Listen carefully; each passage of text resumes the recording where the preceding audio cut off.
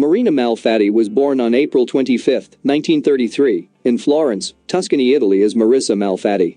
She was an actress, known for All the Colors of the Dark, 1972, The Bloodstained Lawn, 1973, and Sherlock Holmes, 1968. She was married to Umberto La Rocca. She died on June 8, 2016, in Rome, Italy. These are my top 10 movies for Marina Malfatti, and excuse my Italian language.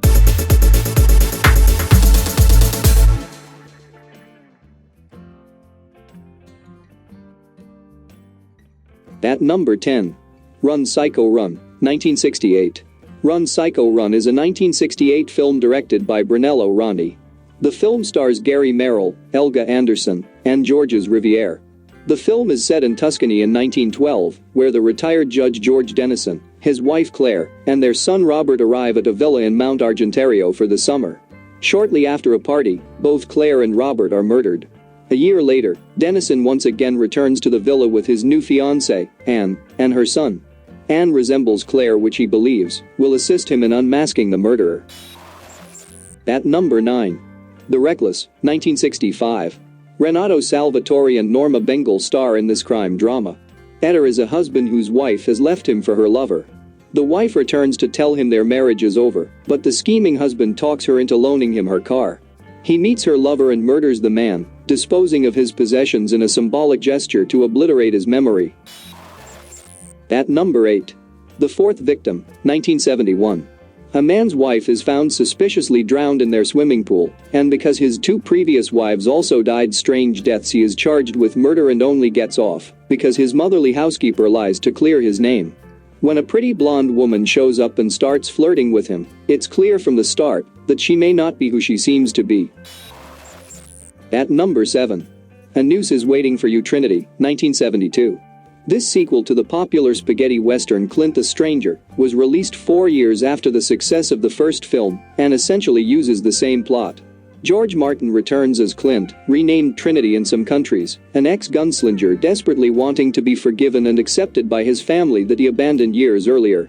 One major difference in the plot when compared to the first film is the addition of Klaus Kinski as a ruthless bounty hunter. The bounty hunter tracks Clint down and forces him to return to his violent ways to protect himself and his family. At number 6. Gunman of 100 Crosses, 1971. An Irishman is killed in the Wild West. His son Jimmy goes out searching for the killers of his father, but is soon ambushed by two highwaymen and killed too. Django, or Sartana, depending on the film's version, finds him and reads the letter Jimmy had received from his sister Jessica Dublin telling him about their father's murder. The gunslinger brings the body to town, meets the beautiful Redede and her faithful black servant, who is an expert veterinarian and knife thrower, as he will later demonstrate, and sets out in a search for revenge against the killers. That will not be an easy task, and much sweat and pain must be endured, namely by Jessica, abducted, tortured, and whipped by the very woman who started it all. At number 5. A Black Ribbon for Deborah, 1974. Marina Malfatti is Deborah, a sterile woman who wants to bear a child more than anything. She's told by her doctor to give up all hope of having a child, for in her condition it would take a miracle, and miracles don't exist. This condition is like a malediction to her, and it's having a ruinous effect on the marriage between her and her scientist husband, Michelle Bradford Dillman, who is earnestly attempting to push for a happy marriage, but his wife's occasional breakdowns are sometimes too much for him. Deborah doesn't seem to realize it, but she also happens to be a very powerful medium, and after she and her husband investigate a car accident they've just witnessed, Deborah has an encounter with a dying pregnant woman, Mira Delia Baccardo, which sets the stage for a wholehearted and satisfying mystery. At number 4. 7 Blood-Stained Orchids, 1972. A serial killer is attacking women in Italy, leaving a silver moon near their corpses. While traveling to Paris by train with her fiancé, the famous designer Mario Gerosa, Giulia Teresi is assaulted by the serial killer in her cabin. Police Inspector Vismara decides to hide that Giulia has survived to protect her. Mario decides to investigate the victims and finds that 6 women had been in the hotel Giulia owned in the past. They travel expecting to save the women that have not been attacked before the killer finds them. At number 3. Il Prato Macchiato di Rosso, 1973. The movie stars Marina Malfatti, Enzo Tarasio, Nino Castelnuovo, Daniela Caroli, George Willing, Claudio Biava, Barbara Marzano, Dominique Bachero and Lucio Dalla. A couple of wandering hippies meet a man by the name of Antonio who takes them to the home, where he lives with his sister and brother-in-law.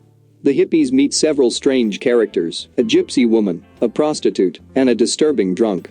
The host tells them that he is a producer of wines and loves to entertain strange people.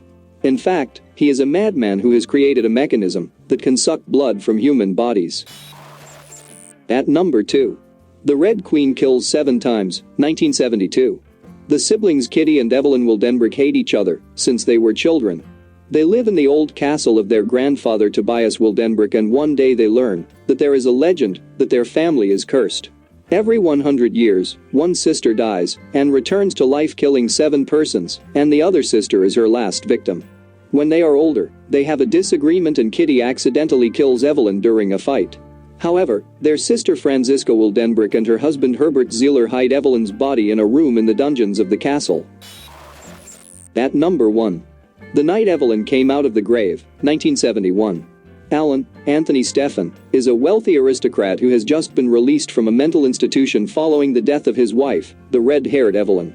Having caught Evelyn making love with an unknown man prior to his institutionalization, the psychotic Alan begins luring red-haired strippers and prostitutes to his home to torture and kill them, as a way to deal with his grief and inability to get revenge on his deceased wife. Alan attends a seance in which the medium contacts Evelyn, causing Alan to faint.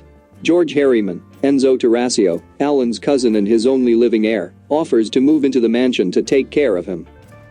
Hey there folks, thank you for watching to the very end. Please always stay tuned, subscribe, like and share to your friends. Thank you for watching and I'll see you again next time.